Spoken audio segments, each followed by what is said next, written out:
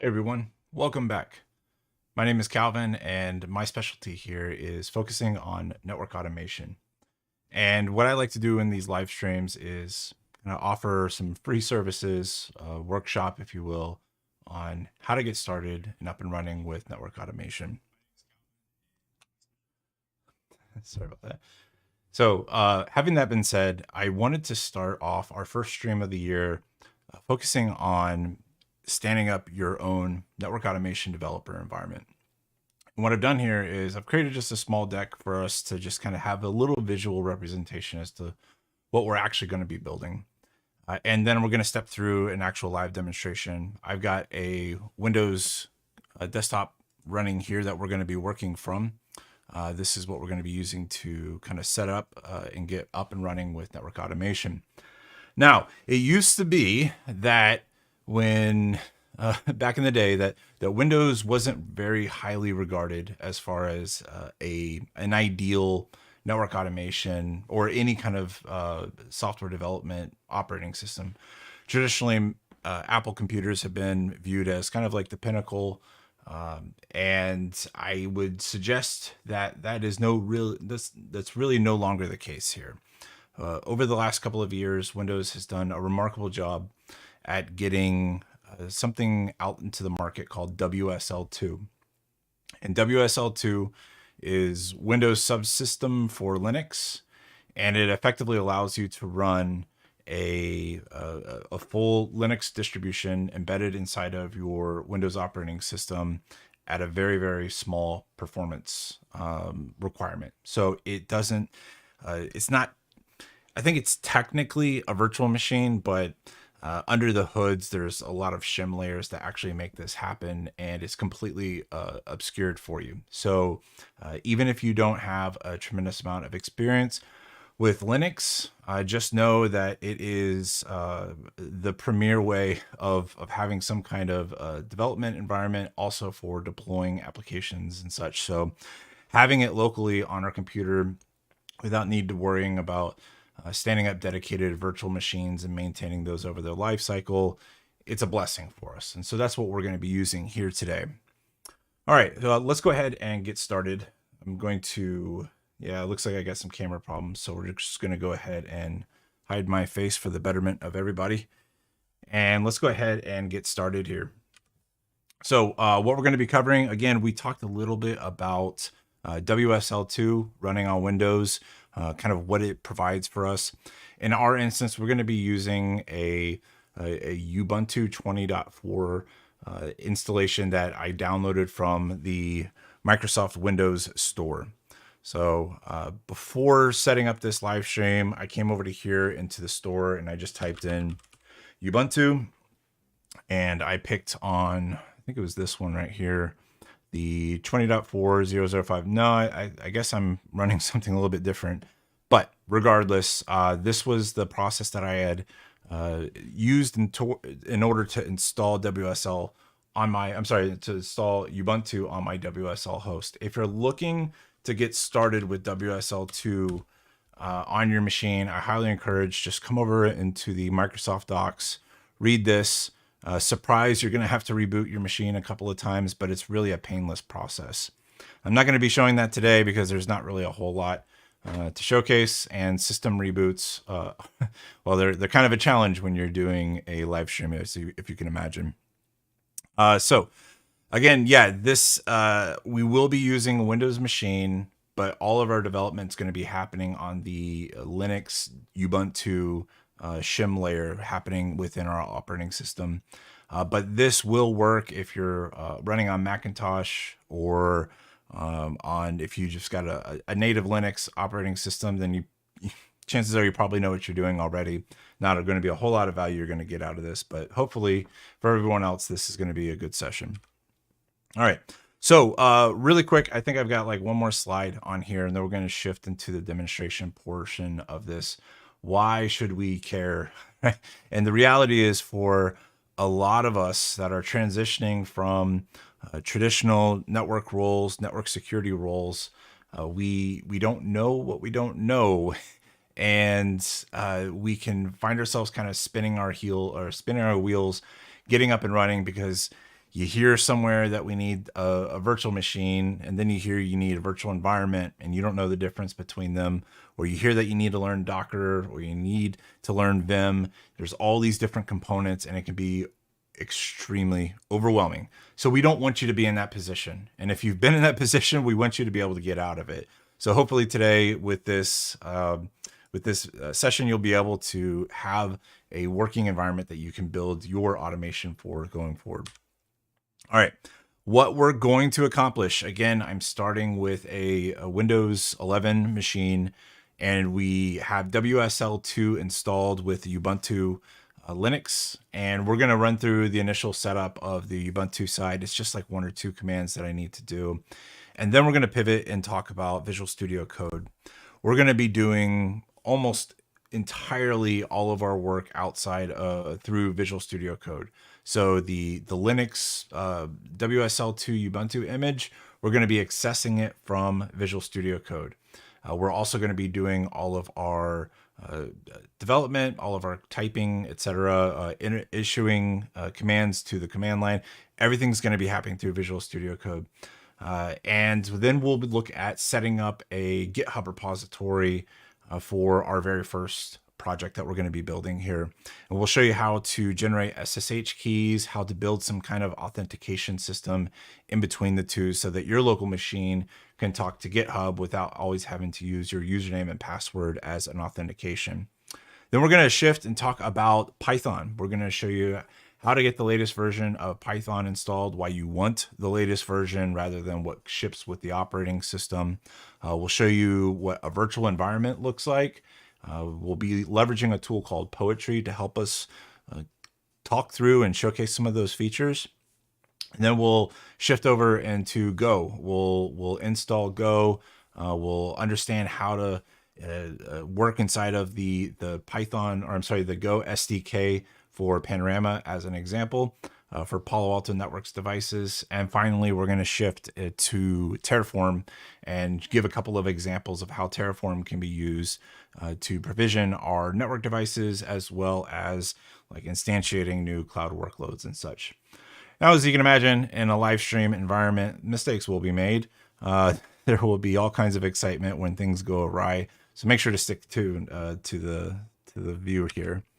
All right, that's it. We're gonna go ahead and get our environment set up for right now. So the very first thing that I'm gonna do on my Windows host is I'm gonna set up the WSL2. Again, I've already downloaded the Ubuntu image from the Windows Store, but I'm given this nice little icon here at the bottom of my screen. It says Ubuntu on Windows. And this will go ahead, when I click on this will go ahead and start that installation process for us. It's going to take just a little bit. What's going to happen is that we're going to be prompted with a request for the username of our account on the Linux VM, or the Linux side of this. So I'm going to go ahead and enter let's go ahead and say pan office hours. There you go. And my password will be something really secret here. There we go. Now, if you've used Linux in the past, this should look and feel very, very familiar for you, right? We have the standard commands like ls, where I can look inside of a local directory. I can change directories by moving around, like moving to var temp, for example. And the reason why this looks very, very familiar is because it's exactly that Linux look and feel. This is a Linux image that we're running off of. Here you can see the version of the kernel that we're running. We're running a modified kernel for in order for this to work inside of Microsoft's WSL2. But Microsoft has provided for that for us, and it is, I gotta say, it's outstanding. Now, having shown you this WSL2 Linux command line interface, we're going to go ahead and close it out because we're not going to use it again, right? We're going to be working almost entirely through Microsoft Visual Studio Code, which is our very next step. So let's open up a internet browser here, and I'm going to leverage my power of search and just type in VS Code. and hope that we get redirected to the right link. And looks like we did. We'll go ahead and click on this download icon up in the beginning, up in the top of our corner rather. And this is going to be exactly what, if you've ever installed a piece of software on a computer before, you already know kind of what's coming up next. It's a bunch of yes, next type of thing. But after this gets up and running, we will have a cross-platform open source text editor that has the capability through its plugin ecosystem of becoming a very powerful IDE. So Visual Studio Code is, I just got to say, it's one of the very best products that Microsoft has ever created, especially because it's free. You have to commend them for that. Funny story, if I believe correctly, Visual Studio Code was created as a side project from one of the developers within Microsoft Visual Studio team. They had kind of like said, hey, let's try to build our own thinner version of Visual Studio, and Visual Studio Code was the product of that. And it gained such rapid adoption that Microsoft decided to inherit it and become a fully fledged product. And now you see Visual Studio Code everywhere, such as this live stream. Okay, we're done with our browser for now. Here is Visual Studio Code. Now what I'm going to do, let's try to pump up the screen just a little bit to make this a little bit easier to read. All right, great. So now we got a little bit more space. Let's talk about what we're seeing here on the screen. When you first load it, you're going to get this kind of welcome message where they guide you through the initial setup process within Visual Studio Code. You can completely ignore this if you would like, but they're just showing you how to select different themes. The one thing that I think is really important, well, there's two. I'll just talk about them.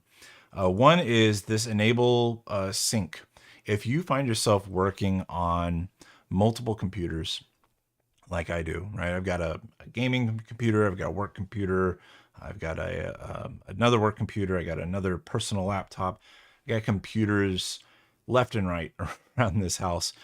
And the ability to have like your settings synchronized between all these different computers that you may or may not be working from, this is a huge value add. If you want to, you can connect your GitHub account into Visual Studio Code. Down here, you can sign in and it will enable this settings synchronization, which once you start really building up Visual Studio Code, start playing with a lot of plugins, start customizing the themes and getting everything the way you like, you're not going to want to jump on another computer and have to kind of rebuild that from scratch. Especially the plugins. I mean, you can have as many as I found myself with 60 plugins at one time. I was like, I am not going to reinstall these 60 plugins every single time I touch a different computer. So setting sync is a really nice feature to have for sure. This shortcut. Now this is the probably one of the most important things to kind of get, because this will make your life incredibly easy. Memorize this on your keyboard. The Control-Shift-P for Windows, obviously Command-Shift-P on Mac. This will be kind of like your driving force for doing anything inside of Visual Studio Code. It's a search bar. At the end of the day, it is a search bar, but it can do not just find different settings and files, but also execute different functions and such. And so Control-Shift-P will definitely be a blessing for you. I think let me see up here. I believe there is a mechanism to actually, let's see, Control-Shift-P, yeah, Command Palette. So if you go to View and just select it from the menu, you can do this up here. Let's say, for instance, I want to change the font, right? So, or actually, I want to, let's say I want to, let's actually just hold off. I'm getting ahead of myself. This happens from time to time, so please be patient with me. We'll get to you'll see the command palette used extensively within our demo today. Some other things just worth mentioning, like there's tons of support for different programming languages. This is one of the things that really won me over with Visual Studio Code. And you might say like, hey, well, that's kind of a no duh situation. Like, of course it would support multiple languages. But the reality is that many solutions out there today, even paid solutions like PyCharm, for instance, right? It is laser focused on Python development. So if you're working inside of a Python project and you happen to have some JavaScript in there, PyCharm is it's going to act like it's completely dumb and has no idea what it's looking at, right? There'll be no contextual highlighting, no debugging tools. It's like, no, I just do Python. If you want JavaScript, you got to buy the other product from JetBrains that does JavaScript. And if you move over to do something in Go or Terraform, you're going to run into the same problem over and over again.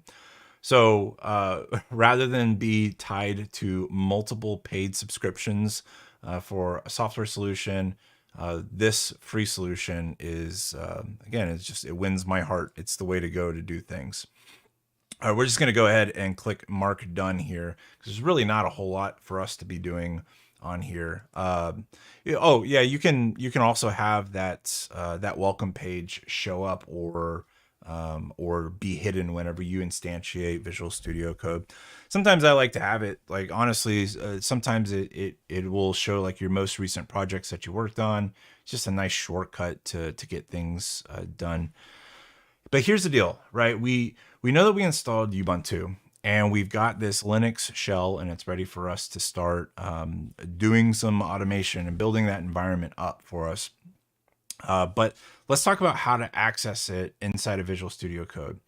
Now, to access the terminal inside of Visual Studio Code, you can either come up to the top of the screen and click on Terminal and say New Terminal. In my case, what I like to do is I just hold down the Control key and hit the tilde key, which is right next to the number 1 on your keyboard, or also like above Tab and underneath Escape, right? There's only one key that fits all 3 of those descriptions. So I like to do that. What I found, interestingly enough, like, yes, I'm using a graphical user interface with Visual Studio Code, right? It's a piece of software. I'm interfacing it with the keyboard and mouse.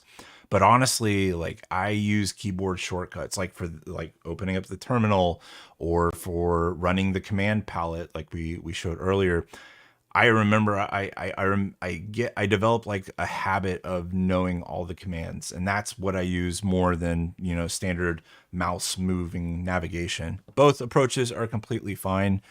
If you wanted to open up the terminal without knowing the keyboard shortcut or coming up to here, you can also click onto this toggle panel at the top, and that should also open up your terminal. Now, if you look on this terminal, you'll note a couple things we'll talk about here. There's a debug console. We're not going to get into this, but this will enable us to, we're going to be doing a lot of debugging within our Python code. There's an output terminal. I honestly don't know what this is for. I've never used it before, and it doesn't look like there's a whole lot of things going on here. In problems, this is an interesting one.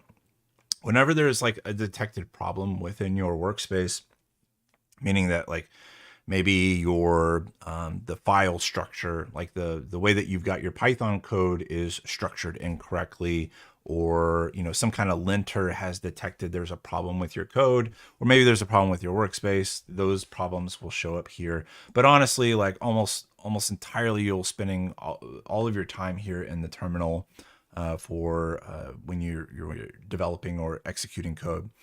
Now, here's one thing. Okay, getting back to the point. I do ramble. We want to access our Ubuntu Linux developer environment. We do not want to do our software development on the Windows host operating side. We want to do it within that Ubuntu Linux because that's where all the tools and features and nice to haves are. It's also, there are some automation tools like Ansible that simply require a Linux environment because it's expecting particular file paths to be there. It's expecting to find binaries in certain directories. And on Windows, as you know, that just doesn't exist.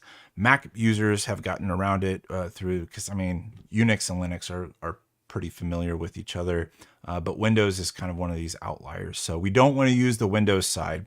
But if I open up the terminal, that's really all I see down here. I see, oh, I'm in a PowerShell terminal right here, and I have the option of changing it into the command prompt or the WSL prompt. But here's what we're going to do instead of doing that. We're going to install our very first plugin here. So I'm going to use the word plugins. They're technically called extensions. I'll use them interchangeably. Don't hate me for it, please. But let's go ahead and click on the extensions. And this is like our store of plugins that we can install into Visual Studio Code. There is only one extension that I want us to install right now, and that is one that's called, I think let's just search remote. The remote development. So what this extension is, I'm going to go ahead and click the install button. Let's talk about it for a second. What this extension actually does is it enables you, Visual Studio Code to connect to a remote system and start performing all of the tasks and make it feel like you are directly on that remote system.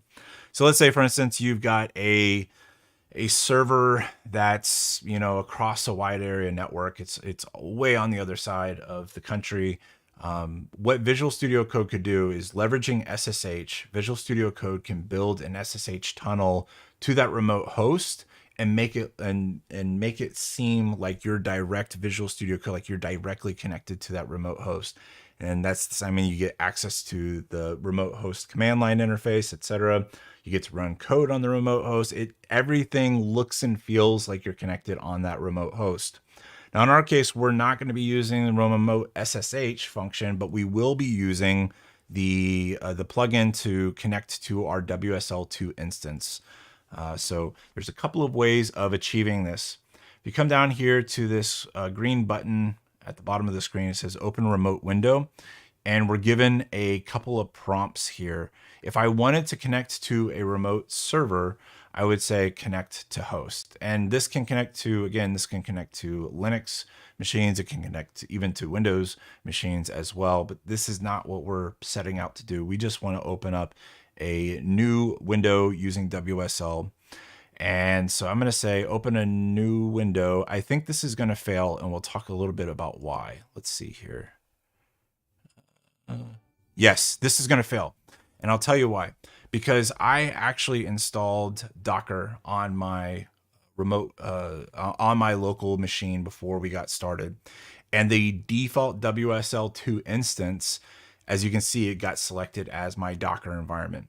That's not where we want to go. We want to go onto the Linux side. Now, if you do not have Docker on your machine, this will not be a problem for you, but it is for me.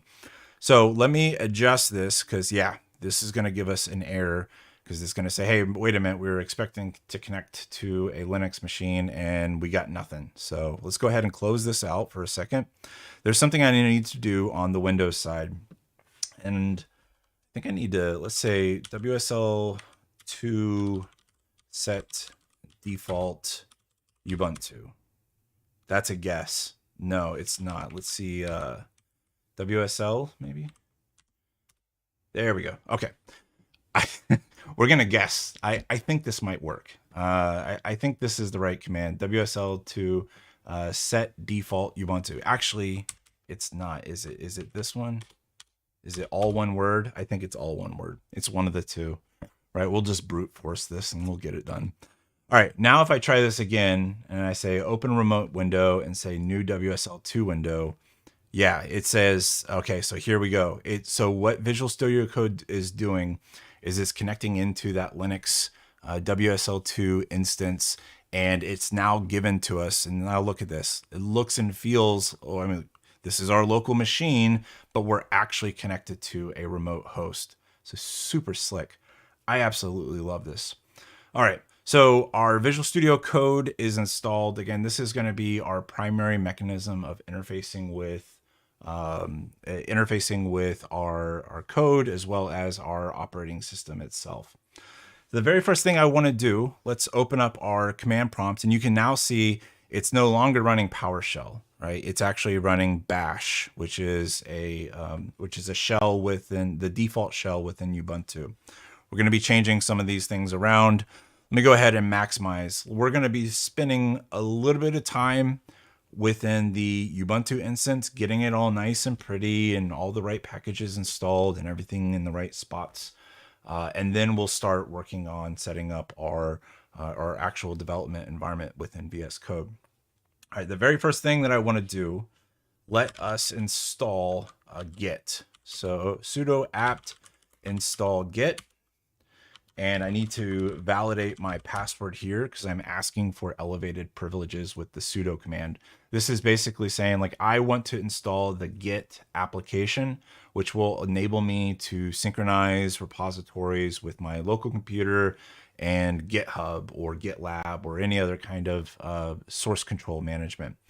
Now, in this case, Windows comes back, or not Windows, the Ubuntu comes back and says, hey, man, you've already got Git installed. So there's really nothing for us to do here, which is perfect.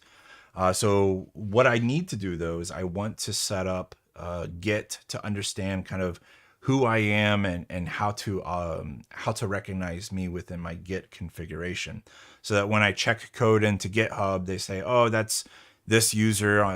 Here's their username and here is their email. So let's go ahead and set Git up really quick here. There are 3 different things that I need to set up inside of Git, and I want them to be ubiquitous across my operating system. So we're going to do git config and say global to indicate this should be global across my operating system. My user.name is going to be, let's just say network automation. Cool. And git config is going to be also a global. It's going to be user.email, I think. Yeah. And we're going to enter my super secret email here, pan office hours at proton.me. Obviously, this will be your own email.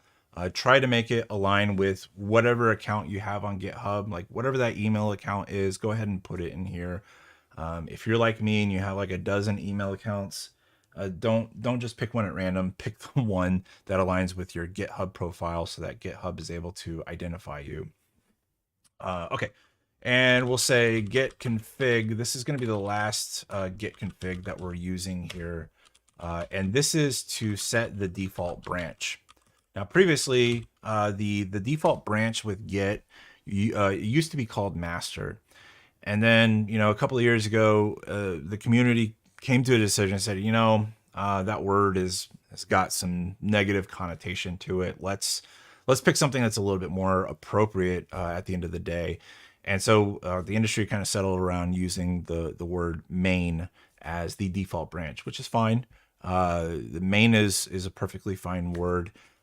What you'll see when you start developing a lot of automation and you start working a lot with Git, the main production or the main branch is typically like your production branch, and then all of your work goes into a developer branch or something along those lines. But we just want to let Git know, hey, whenever we create a project, whenever we're creating a new repository, make the branch, the default branch name as main, and that's really it. That's all we need to do.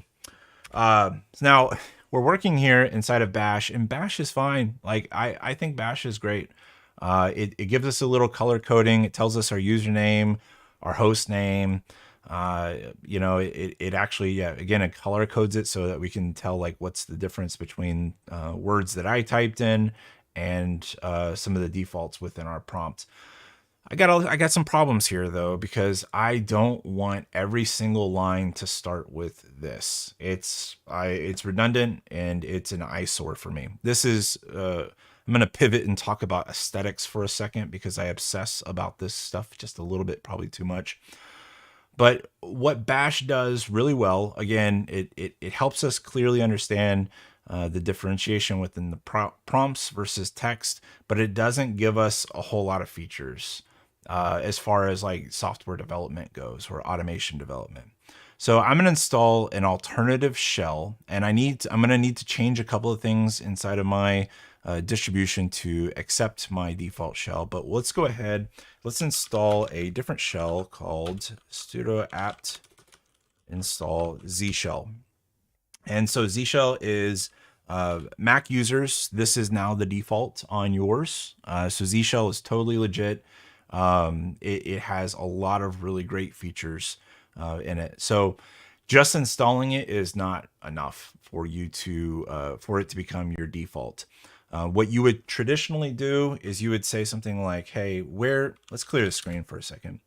And let's say, where is ZShell installed? So I'm going to use this command, which I use this command all the time. This is one of my top commands in Linux. It basically says, hey, if I run this command, and in my case, ZShell, if I run ZSH right now, where in the operating system, which version of this are you going to pick, right? Because you can have multiple copies of an executable in different directories. So I'm asking the system, hey, which one are you going to pick?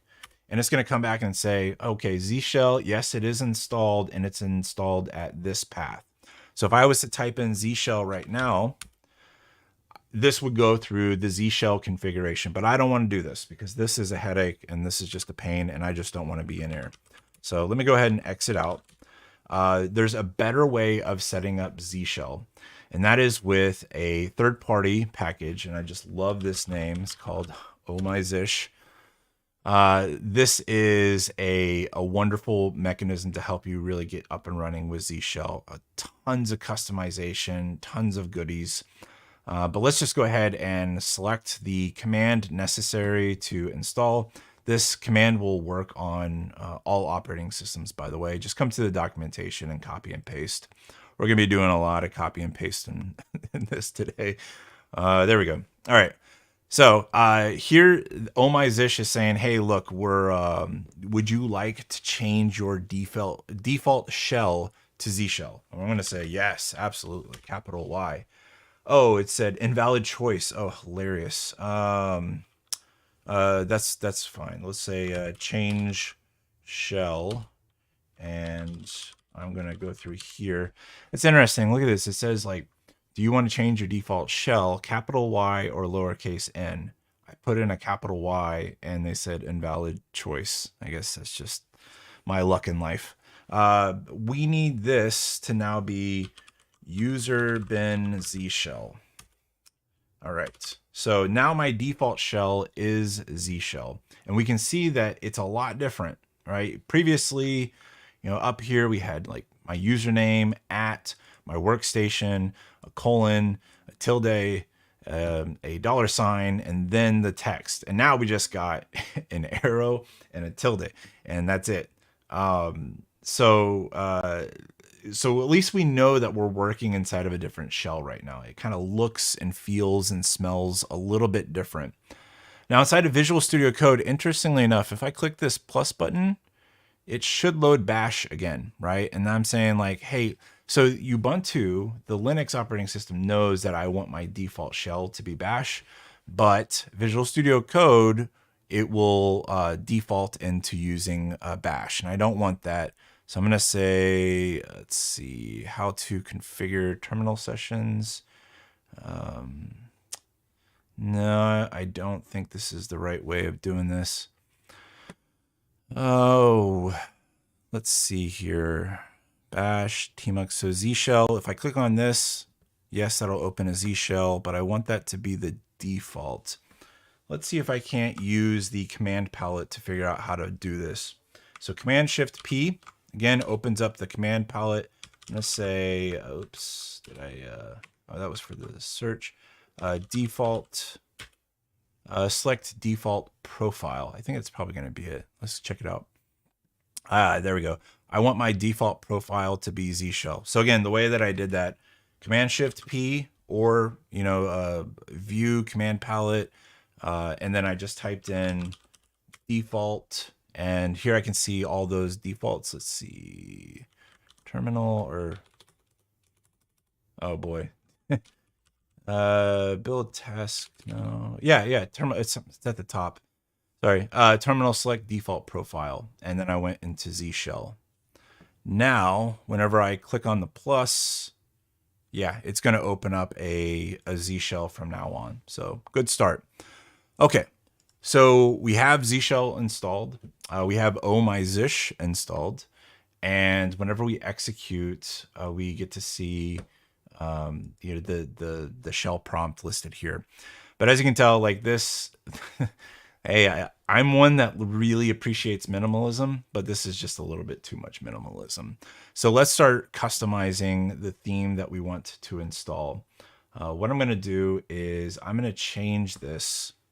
So here's our very first use of Visual Studio Code outside of accessing the Linux terminal. What I'm going to do is I'm going to edit my ZShell profile. And there's a couple of ways that you can do this on a Linux machine, right? We can say vim and then point to our home directory. That's what you're seeing here. And I'm pointing to a hidden file called ZShell RC, which is our ZShell configuration. And if you know Vim, then you know how to navigate and you know how to make changes and save and exit Vim, just like the meme, right? But in our case, I'm not going to use Vim.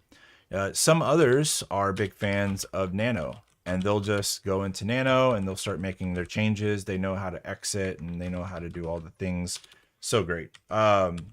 Oops, I don't want to save this. Let's exit out. What I'm going to use instead, since we are already inside of Visual Studio Code, which is arguably one of the most powerful text editors on the board, why don't I go ahead and use Visual Studio Code for this? So instead of using Vim, instead of using Nano, I'm going to type in code and point to my ZShell configuration file. Now it's going to ask me, do you trust the authors of this file? And I'm going to just go ahead and say, remember this decision for all workspaces. And it's basically saying, hey, look, you're looking at code, or you have the option of looking at code inside of these directories. Code can be malicious if there's bad actors out there. So do you trust this repository, this directory? We're going to say, yeah, totally. Don't bother me again. Now I get to use the Visual Studio Code editor to make all my changes. So I get functions like Control F where I can search for things. Let's go ahead and search for the word theme. And let's use the arrows to kind of find out, okay, where's my theme? Here's my theme right here. ZSH underscore theme. And the default for Oh My Zish is a theme called Robbie Russell. We're going to change that to a different one called Amuse. I'm going to use Control S to save. So again, like this gets you away from having to understand how to use Vim, how to use Nano, how to exit Vim. It's not always as intuitive as it sounds.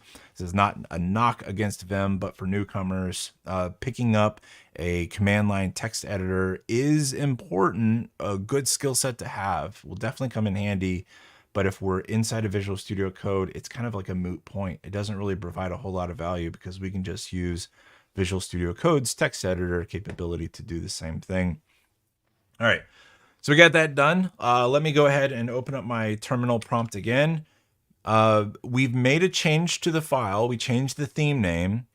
We saved it. We can see that there's not like a pending save available up here, but my terminal is still like using the default Robbie Russell theme. Now we have a couple of different ways of doing this. I can restart my shell in order for the profile to reload and then catch in these changes. Or I can just manually load that profile change myself by saying source, meaning source your, in our case, our shell configuration from this file. When we do that, well, themes look just a little bit different now. What we have now is a representation of our current working directory. In my case, I'm in my home directory. That's why I got my little squiggly line right here. If I was to change back into, let's say, var temp, I'm going to see var temp right up at the top. And it's on a separate line, and I know exactly where I'm at. And this is incredibly helpful for me because I jump around a lot from different project repositories. So having like a constant reminder on, every time I hit enter, what directory I'm working in, it helps me kind of, set the tone as to like where I'm at and what I'm working on. We also see this clock, and it says the current time on this. Some people really like this. I think it's fine for now. This is not like my killer feature. Usually what I'll do is I'll install a theme that doesn't have like a clock. I don't care about the time. I'm always working, so it doesn't really impress me to know like what the time of day is. There's another feature though that we'll talk about when we start working with Git that ZShell provides, is it will be able to identify the branch that your project is working in. It'll be able to tell you whether or not you're in a virtual environment. It'll tell you whether or not there's changes within your Git project that need to be either pulled or pushed. It's going to tell you a whole lot of goodies, but for now, this is going to be sufficient for us. Let's do this. Let me close out my ZShell file. Let me clear the screen, and let's come back up here and start anew. Okay. So we've got Visual Studio Code working. It's connected to our WSL2 instance. We've got ZShell installed inside of that Linux instance. It provides us not only ability to customize our theme, but provides a lot of great features for us. Now what we need to do is let's focus on getting some code up into GitHub and figure out how we can authenticate with that system. Now, authenticating with a remote source code repository, there's a couple of ways that you can do it. You can use username and password over HTTPS, and that's fine. It's just really annoying for me to always have to type in my password every single time I want to make a change or pull some changes down. So instead, I feel like a better workflow is to use SSH. I think it's more secure, but that's just me. Let's do this. Let's create our SSH key pair that we're going to use to be able to authenticate into our GitHub project. So we're going to say SSH keygen. We're going to say the type is an RSA. We're going to say the byte length is 4096. And we're going to add a comment here. We're going to call this, what do we want to call this? Let's call it Wharf, right? Wharf, right? And so what we're talking about here, again, the type of SSH key pair is going to be an RSA. The byte length is going to be 4096, and a comment that's going to be added to my SSH key is going to be Wharf. This comment is really just, again, for like cosmetic reasons. It helps me identify when I'm looking at a key pair, like what this key pair represents. In my case, my host is called Wharf, so I'm just going to name the comment as that. Now, the command line comes back and it's going to say, hey, we're going to create a key pair and we're going to install it in this directory. Are you cool with that? If you're not cool with that, go ahead and type in like the actual path to your directory right now. In my case, I am totally fine with that key pair being in that default location, which is my home directory and inside of a hidden folder called SSH. That dot represents a hidden folder. And my private key will be called ID underscore RSA, which will make the public side of that key pair ID underscore RSA dot pub. So we're going to get two new files that are generated out of this. Now, under here, we have the opportunity of adding a password. This is a good practice to protect your SSH key pair. You can use a password for that. I'm not gonna. I never do. Again, I'm really lazy about certain things, and this is one of those things that I feel like I've earned the right to be a little bit lazy of not using a password for my SSH key pairs. It's gonna be okay. As long as I protect it, as long as I protect this key pair, I should be feeling fine. All right. So it's going to say, hey, look, we've created you a key pair. Again, your private key is called ID underscore RSA. It's going to be in this hidden folder called SSH within your home directory.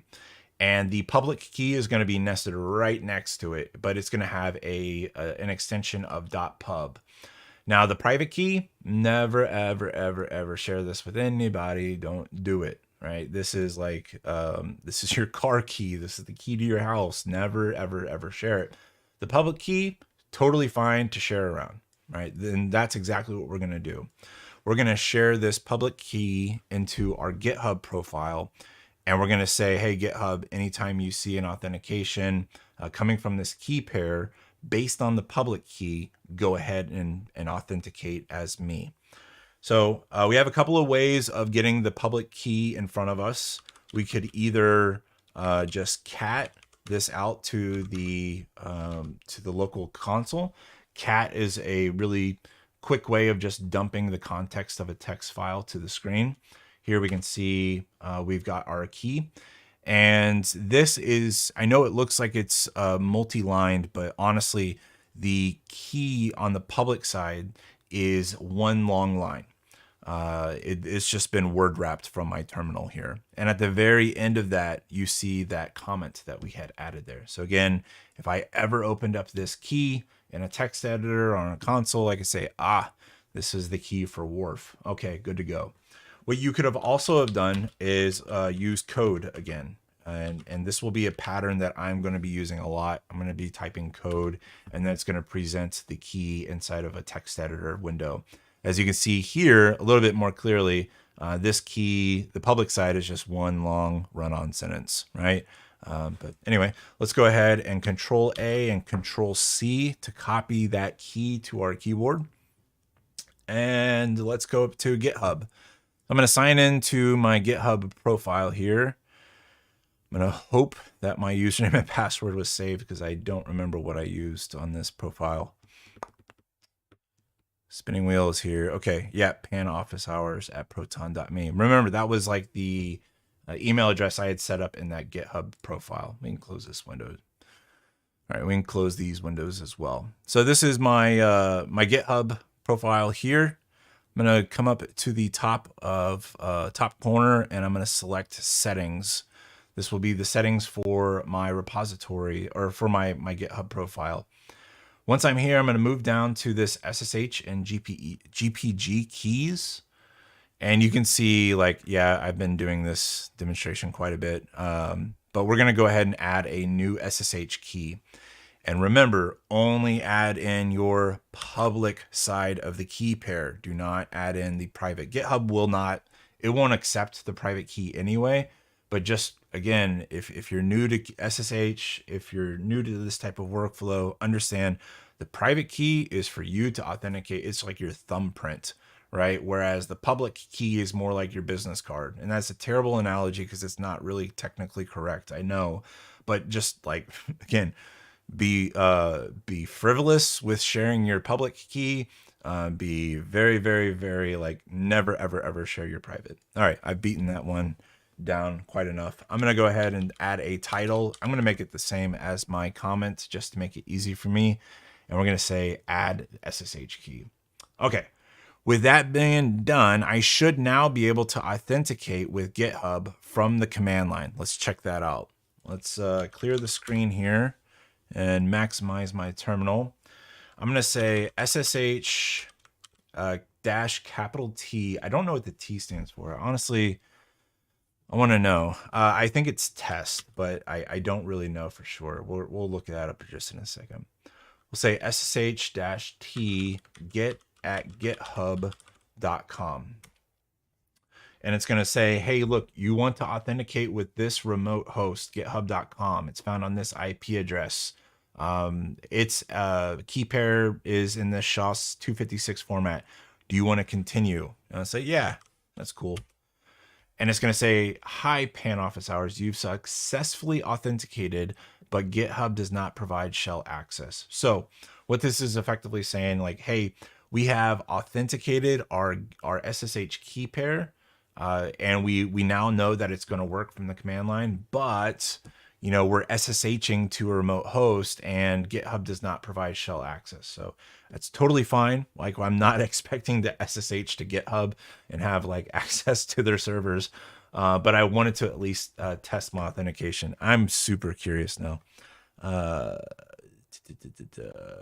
my God, I'm getting some bots here. Yeah, that's fine. All right. Let's see, what is SSH-T?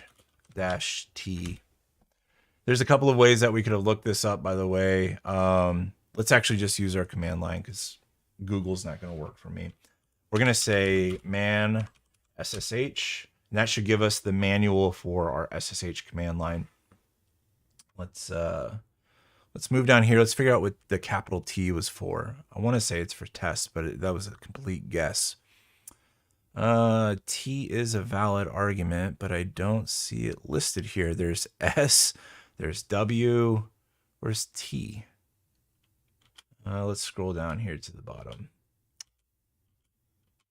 Port T disables pseudo terminal allocation. I wish I was smart enough to understand what that's telling me. We don't care. So a little trivia, but it's not really paying off for us. All right. Okay, so again, we're able to authenticate into GitHub over our SSH key pairs. I want to see if I can pull down my test repository that I have up here. Let's look at this test repository in my projects. Let's go to my repositories and my first Python project. Now, I want to point out, like in this, let's pump up this screen just a little bit. This project is private, which means I should not be able to view this project if I'm not logged in and authenticated. And that is the case. If I try to access this with a browser where I'm not authenticated, it's going to tell me like 404, this one doesn't exist, which is perfect because this will guarantee that we're going to be testing our ability to clone using our SSH credentials. So, and I'm going to click on this green button and I'm going to say, let's go ahead and clone over SSH. You don't want HTTPS because then you're going to be stuck with username, password, prompts, and we just don't want that type of stuff. So let's say SSH, and we're going to go ahead and copy this. And I'm going to say git clone, and I'm going to paste this just like that.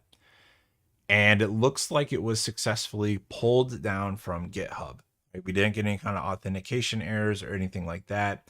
And if I do an ls-l, I can see I've got a new directory here called my first Python project.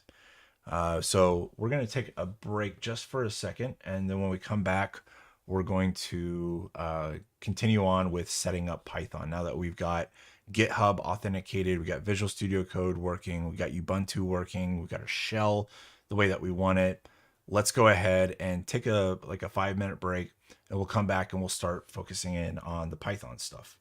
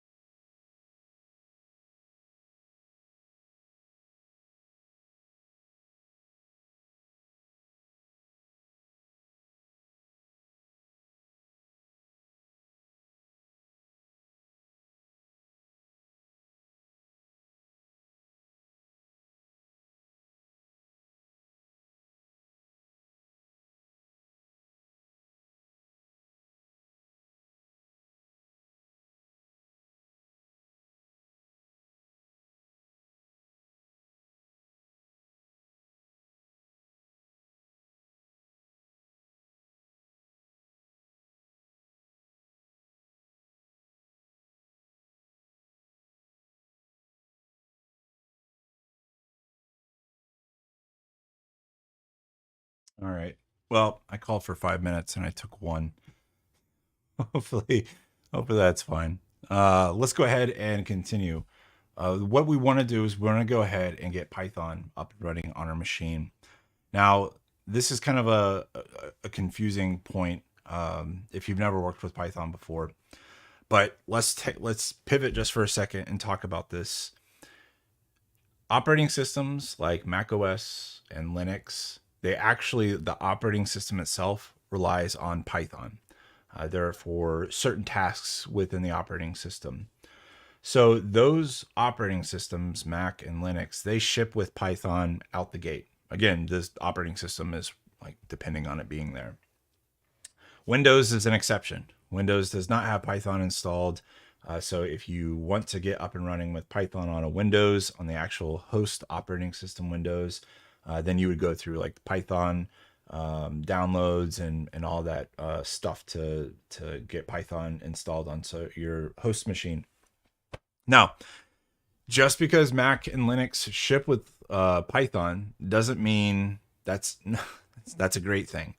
And this is kind of a confusing point. There's two main problems with using the Python that ships with your operating system.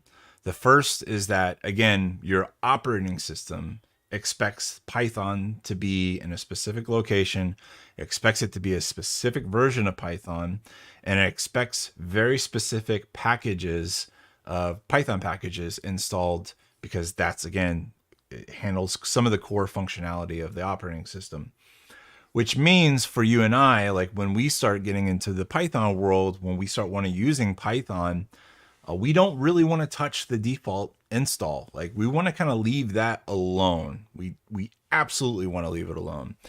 The challenge is that like if we start installing our own Python packages, which is extremely common, it would be a very, very common workflow for us. There's an opportunity for the packages that we install to override some of the packages that the system is expecting to be there. And if you install like conflicting versions of those packages, you will very, very likely break your operating system and end up having to reformat your computer and starting over again, losing all of your stuff. We don't want to be in that situation. So what we're going to do is we're going to install an alternative version of Python. Oh, sorry. That was the first like big boo-boo with using your host OS Python. The second is that typically the version that ships with Mac and with Linux is outdated. And again, you're not going to be able to update it until your operating system goes through an upgrade, and you're going to be bound to whatever that needs. We don't want to do that. We want to move to a later version of Python, and we want to have like nice safe spaces for us to install our own packages and not worry about breaking our system. Kind of important stuff, right? So what I'm going to do is I'm going to install Python 3.10. But first, before I do that, let's let's use that which command again. I'm going to say which Python. It's going to say, hey, Python is not found. That's because the host operating system knows it as Python 3. If you're not familiar, Python 2 was the default for, God, it felt like almost 2 decades. But we finally EOL'd Python 2. We moved on to Python 3. So Python 3, this is the default Python interpreter on my host operating system. If I was to type in Python 3 -- version, for instance, it'll come back and say, this is your host operating system is using Python 3.8.10. Well, I want 3.10 itself because there's some goodies that are available in later versions of Python. So yeah, anyway, let's go ahead and show you how to install an alternative version of Python on your Linux operating system running within your Windows machine. And that is to update my repositories. So I'm going to say add apt repository. And we're going to say the PPA is dead snakes -PPA PPA-Y. And we're going to authenticate again. What we're basically telling our system is, hey, Ubuntu, whenever you're doing package installations, I want you to include an additional source of packages to search from. And that source in our case is called Dead Snakes. This is legit. I know it's a funny name. It's basically a repository that lets you install alternative versions of Python. They called it Dead Snakes. I kind of like that. All right. So all we've done is we've installed the alternative repository. We actually haven't installed the Python 3.10 yet. For that, we're going to run through sudo apt install Python 3.10. And it's going to come back and say, hey, we're going to install Python 3.10-vim, which will enable us to use Python virtual environments, which are not virtual machines. Make sure that you don't fall into that. And a couple of other aspects in order to get Python 3.10 working. We're just going to say, yes, that looks good. and it's going to go ahead and go through that installation process right now. I don't think there's anything else that I need to do right now. Yeah, that should just do it for us. Let's clear our screen. And if I say which Python 3.10, I'm going to see that now Python 3.10 is installed and it is right here at this location. Now, again, if I type which Python 3, it's going to revert to my system operating system. So if I want to run Python 3.10, I need to tell it Python 3.10. Now, we also have, let's validate this version real quick. We're going to say Python 3.10 -- version, and it's going to say Python 3.10.9. If you remember, we did that same command, but pointed to our host version of Python 3. It came back and said Python 3.8.10. So we've got our default version of Python. It's in its standard space. We haven't touched it, right? We're leaving it alone. We've installed a different version of Python. It's in the same directory, like the executable is in the same executable directory, which is user bin, but it enables us now to have the ability to install packages and not conflict with our host operating system. All right, hide my face for heaven's sake.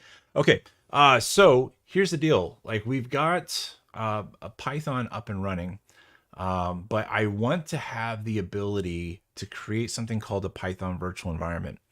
We talked about the need to have my Python packages isolated from my host operating system. But in reality, I need to have my Python packages isolated from other projects that I'm working on. So every Python project that you're going to be working with, you're going to want to create your own what's called a virtual environment, and have your project's Python packages installed within like a safe space, if you will. That way, like if I install Ansible on one project, maybe I install Ansible version, 2.10. And then on another project, I've got like this dependency for an old package that requires Python or Ansible 2.9. I could install them in separate Python namespaces and not have like conflicts to worry about. All right, it's enough yapping. Let's go ahead and show you how to create a Python virtual environment. We're going to say Python 3.10-m and vim, and then let's point to my local directory. We'll call this vim. All right. So what's happening here? Python 3.tm module, that should have worked. Maybe I'm vim. Looks like I've forgotten how to create a Python 3-m vim.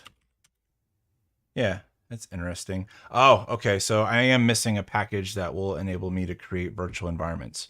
But this is typically what you would do. You would say, hey, Python, use the module called vim, which is a virtual environment management a module, and then you would give like the name of your virtual environment.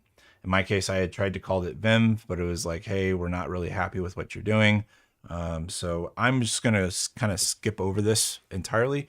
We're not going to use the default mechanism of Python to manage our virtual environments. We're actually going to be using another tool for that, another tool that's called Poetry. So let's do this. Let's come back to our internet browser. I'm going to say install Poetry Python.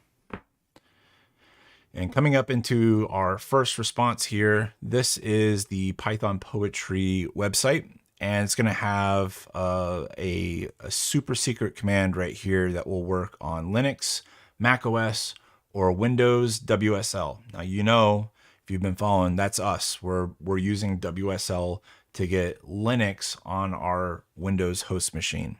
I'm going to copy that and come back over into my terminal and paste it and press the enter. Oh, I'm going to cancel. Okay.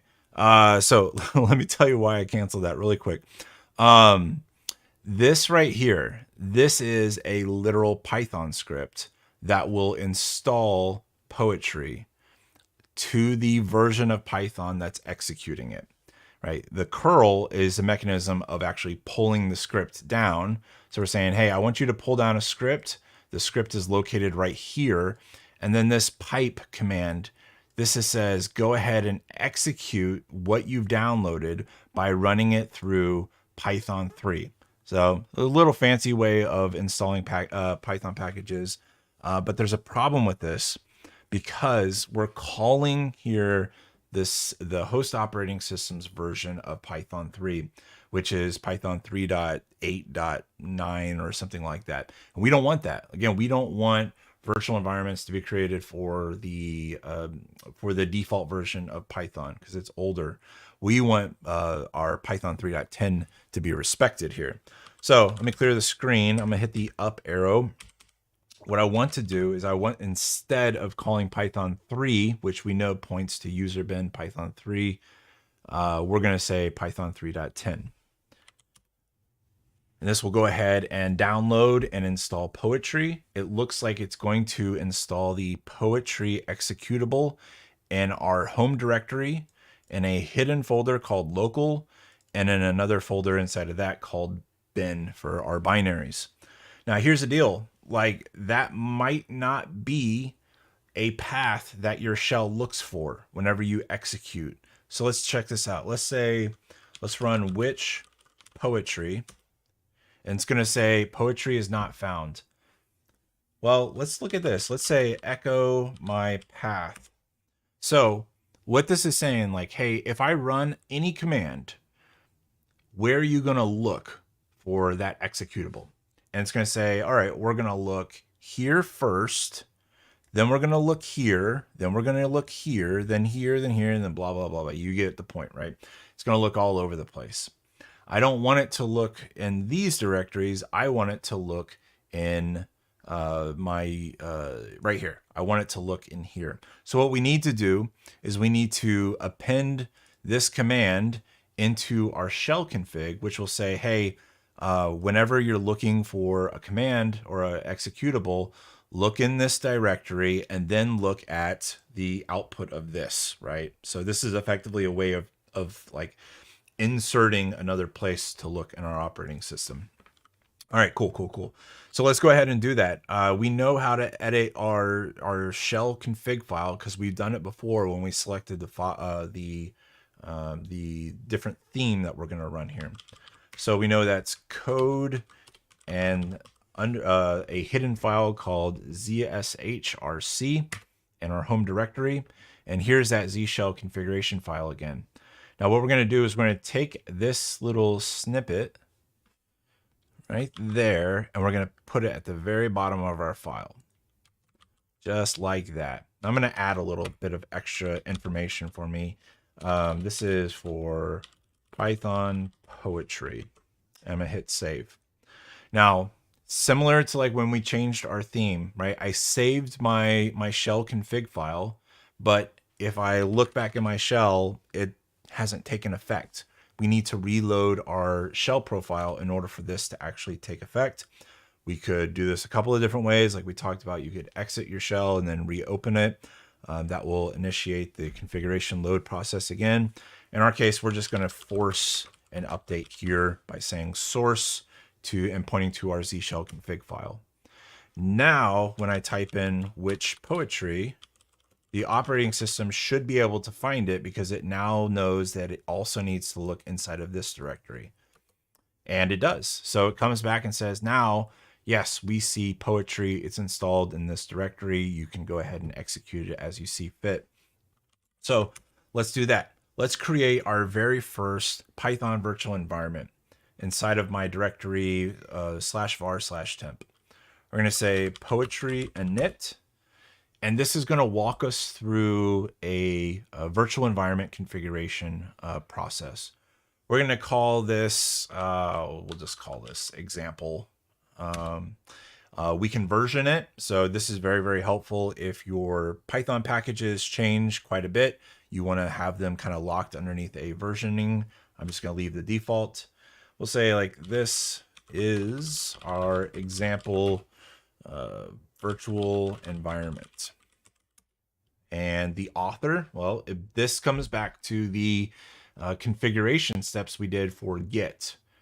Poetry is able to look inside of our Git config and say, here is your name and here is your email address. Now, Poetry is giving me an opportunity to kind of override that. I'm going to say, nope, that's good to go. Go ahead and keep it. License, this is optional. In my case, I'm going to say Apache 2.0. Compatible Python versions. It's going to look at what version Poetry is installed for, which is 3.10 in our case. And I'm going to say, yeah, I want anyone who uses this project, I want them to be using at least Python 3.10. Now it's going to ask us, would you like to define your main dependencies interactively? Which is basically a fancy way of saying like, hey, we got a search function where you can search for your Python packages. You want to use it? We're going to say, yeah, because that's going to make our life a little bit easier.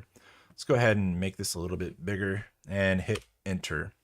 Now, here's an opportunity for us to search for specific Python packages and get them installed within our operating system.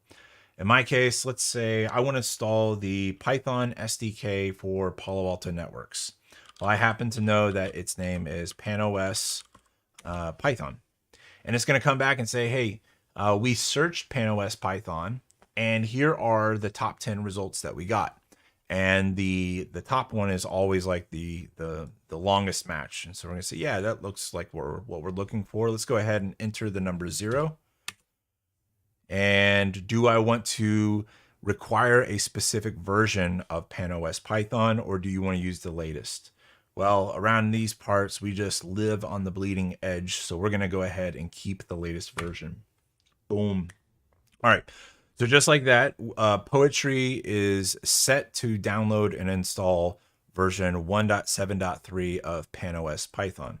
Very cool. But what if you're not just using PanOS for your network security? What if you've also got another vendor for like your routers, for instance? You say, maybe I've got Junos within my environment. Let's just search on Junos. And here are the different Junos or Juniper packages that come back. And these all look like, you know, I bet they're fine, but that's not actually the one I'm looking for. The one I'm actually looking for is, let's see, a PyEZNC. Let's say PyEZNC, right? No? Shoot. What is Juniper's Juniper Python package? What is it called? I should know this. I work there. It's kind of embarrassing. I've installed this like 8,000 times. There we go. PyEZ. Getting started. Oh, good heavens. Just stop. Okay, what is the name of your freaking let's just search this. Let's search PyEZ. Paste it in here. That's not right, man. I'm telling you, that's not right. PyEZNC.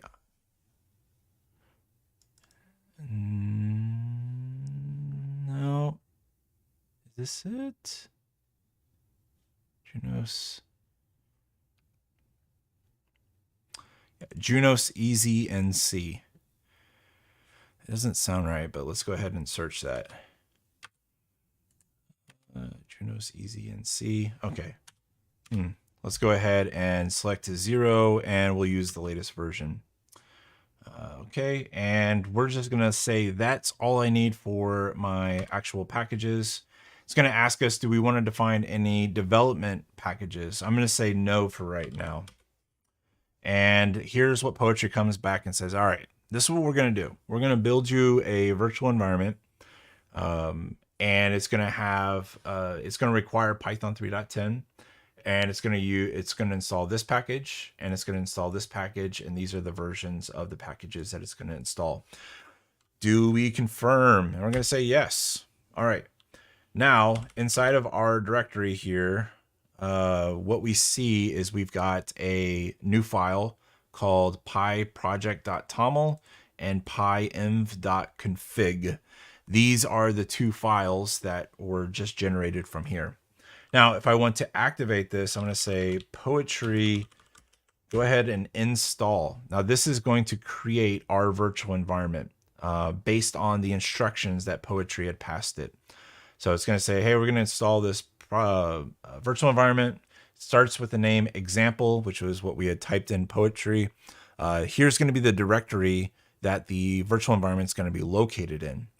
And then it looked into these two packages, PanOS Python and Junos EasyNC. And it says, okay, based on these packages, here are all the dependencies. And then I went and grabbed those dependencies and it installed them in my virtual environment.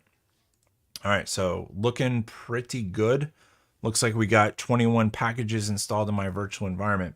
So what we've done is we've created a Python virtual environment configuration file by using poetry init.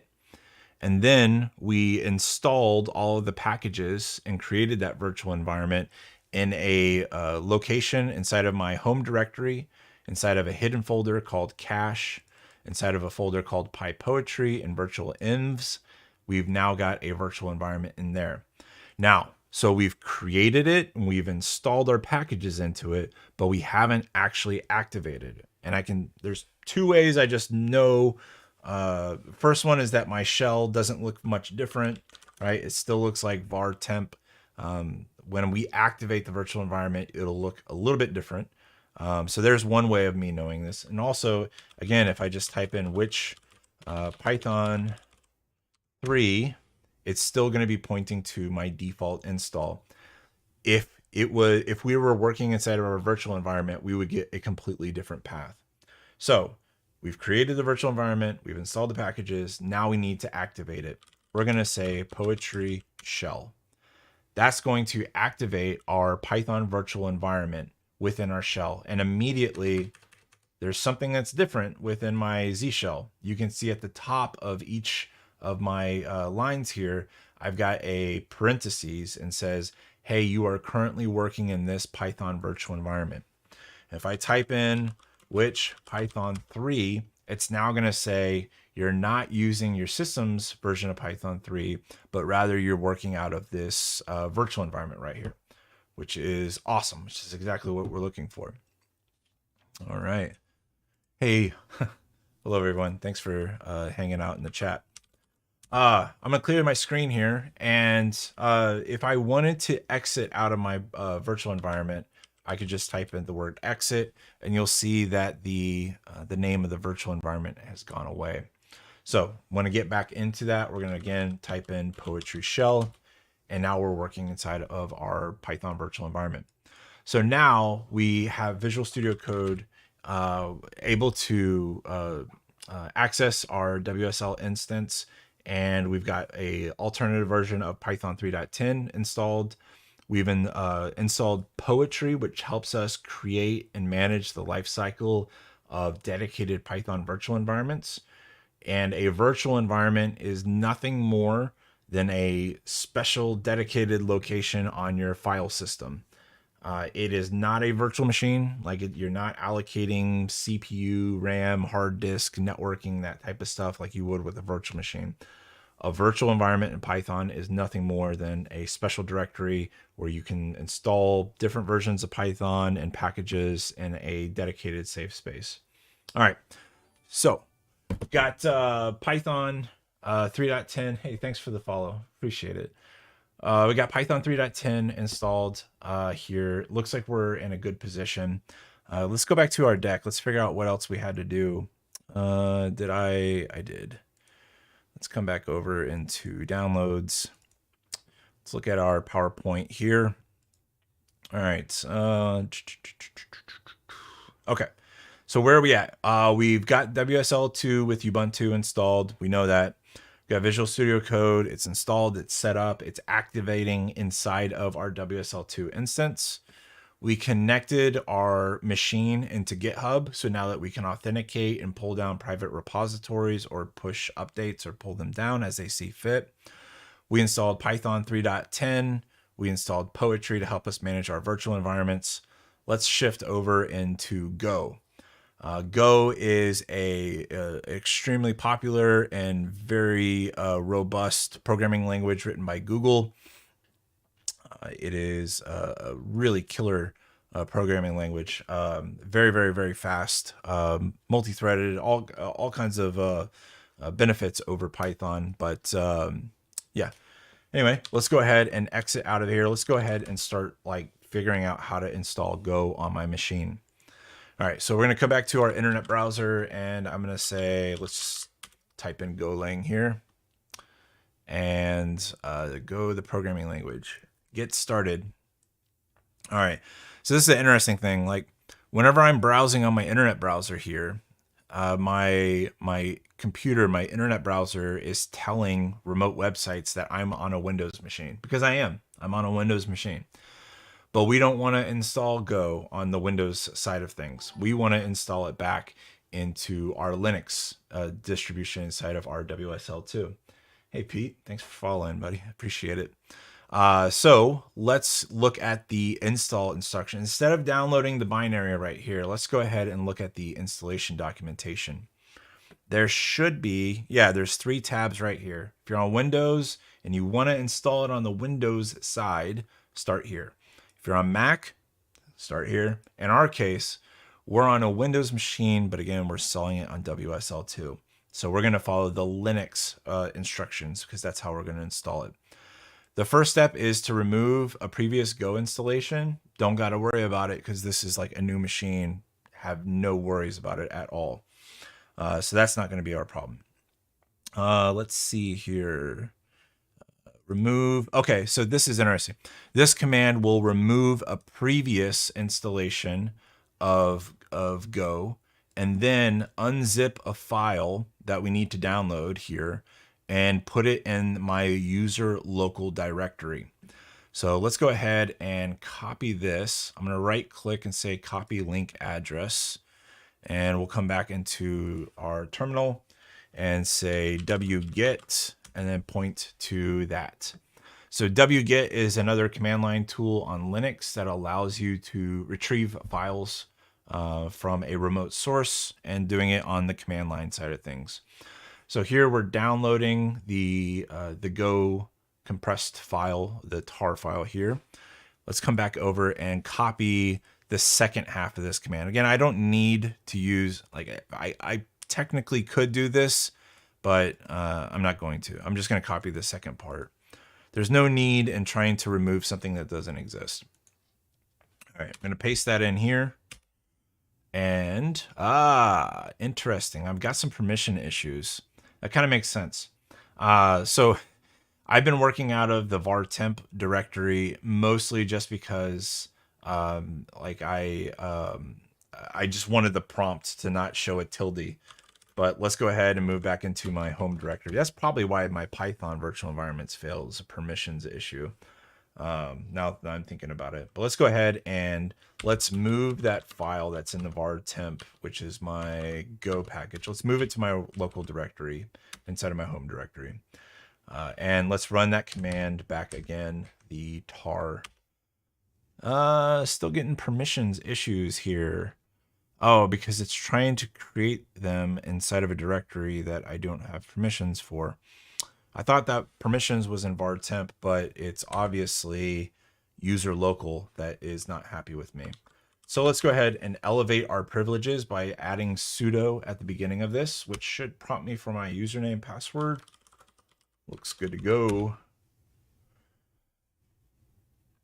There we go. All right, so all of our permissions issues went away. Remember this, kids. Sudo will fix everything for you. All right, so now if I type in which Go, it's going to say that Go is not found. And it's going to be the same reason that Poetry wasn't found when we installed Poetry. It's because it was installed into a directory that my system wasn't looking for. So we need to follow the same process that we did for Poetry by adding this command to our shell config. If you're new to Linux and you're not familiar with the workflow operations, this is an extremely common workflow. Whenever you're installing something, if it's not in the default location of your system, you're going to need to tell your system how to find it. And that's done through your shell config file. So let's open that back up and let's add a couple new lines, and we're going to say Golang and paste that output here. And again, you already know we need to reload our ZShell configuration file by using source. And now when I type in the name or the phrase which go, it's going to say, haha, here is go right here. It is at user local go bin go. Go bin go. It's hilarious. All right. So type in go-v maybe, or is it go version? Yeah, okay. So Go version tells us, hey, Go is running version 1.19.4. So perfect. We've got Golang installed. Let's do this. Let's try to test this by using the PanOS. Shoot, what's it called? PanOS Golang SDK. We'll search that. There's Python SDK. That's not what I'm looking for. Oh, I know what it's called. It's called Pango. Pango. Not that. Pango PanOS. And there we go. So, Pango, the underlying library for the Palo Alto Networks Terraform provider. So kind of similar, like the Python SDK that we installed for PanOS is the SDK that Ansible uses to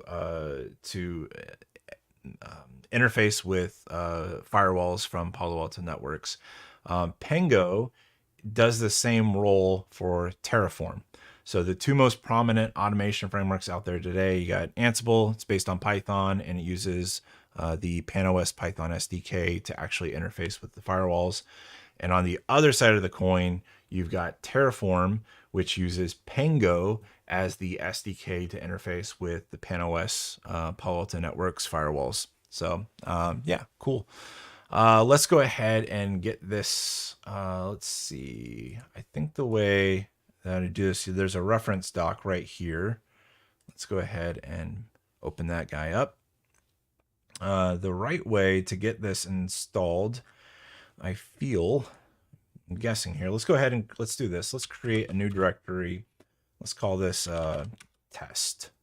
And inside of test, let's go ahead and run this command.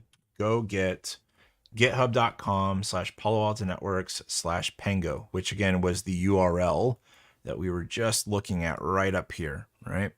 This is a Go repository, so we should be able to pull it down. I need to do go mod init, and we'll say this is test/hello. All right, so we've initialized the Go within our project. Let's go ahead and try that Go get again. Now it's going to download the Pango SDK. And let's go ahead. Oh, we'll use code and say hello.go. That'll open up our a new text file here inside of Visual Studio Code. And look at this. Visual Studio Code says, hey, look, we see that you're manipulating a Go file. Do you want to install the recommended extensions for Go? We're going to say, yes, definitely. Go ahead and install. And I believe this installs like a various different goodies here. Let's see. Go SPLF. Let's go ahead and say install all. I think this is going to take about a minute, but it's basically what's happening here is Visual Studio Code. It cannot just it's not just understanding the different text files that we're working in, the different languages, but it also has the capability of installing additional packages that help you work within these operating systems. Let's see here. Looks like we're going through the install process. We were installing 4. It looks like those 4 have installed. I was hoping for like a thumbs up. Ah, there we go. All tools successfully installed. You are ready to go. Oh, I love the pun. I love bad dad jokes, and that is one bad dad joke. I love it. You are ready to go. Okay, cool beans. Let's come back up into our example here, and I'm going to copy this code right here underneath our Pango repository. I'm going to paste it right there. Okay, so if you've never seen Go before, this is what Go looks like. Not going to spend some time talking about the various components or the functions, but this is of note, right? We have, we're pointing to the Pango SDK to be imported into our Go script. Let's point to a remote firewall. I'm going to say SAN virtual firewall 01.redtail.com. And I'm going to say pan office hours. And I do Palo Alto 1 exclamation point. Gosh, I hope that's right. We'll go ahead and check this out. Let's test this. I'm going to open up a new shell here by clicking the plus button. And I'm going to SSH as pan office hours at SAN virtual firewall 01.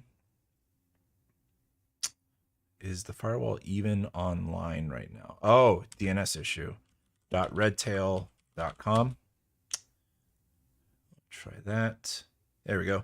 All right. So my firewall is asking if I want to, or my system's asking me if I want to accept my firewall's identity. I'm going to just say yes.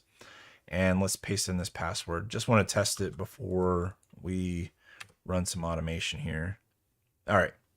Looks like we were successfully logged in. I should get a shell prompt here just in a second to validate. Yeah. Okay. So pan office hours pan office hours, and here's my firewall that I'm connected to. So show system info. All right. Cool beans. All right, go ahead and exit out. So we validated my username and password works. Let's go ahead and try to execute this Go script. This will effectively just log into our firewall using the Pango SDK, and we'll see what it looks like. Go run and local directory. All right, so let's see the output here. So when we ran this, that script that we were looking at, it logged into my firewall. It was retrieving the API key.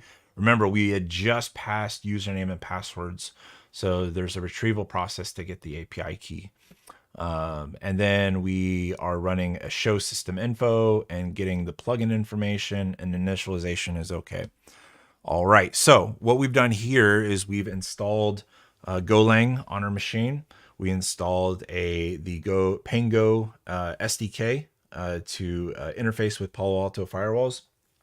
And then we copied a little snippet of code from this repository. And then we added in some of our basic credentials. And then we ran the script just to validate that it's online and operational and everything works. All right. Thanks, Pete. Okay, so with that being said, let's go back to our master diagram here. Let's figure out where we're at. Let's see, my developer environment. Okay. Yes, yes, yes, yes, yes, no. All right. So the last thing for us to do is get Terraform installed. You know, we should probably do Ansible as well. I don't have Ansible on this, but let's do Ansible after we do Terraform, because that's super important within itself. Now, Terraform install is kind of interesting. Terraform itself is a single binary, but getting the right version and getting it in the right location requires a little bit of copy and paste work, which I think we can do. But there's a few more steps that are taking place here. All right. So the very first thing, again, we're working on WSL, so we need to make sure that we're always using the Linux instructions because we're using Linux underneath the sheets. The very first thing I need to do is I need to update my system packages and then install these packages. So The very first step in the Terraform install process is to make sure some specific packages are installed on your machine. Let's copy that and paste it into our terminal here. Bippity bop, boppity boop. Look at that.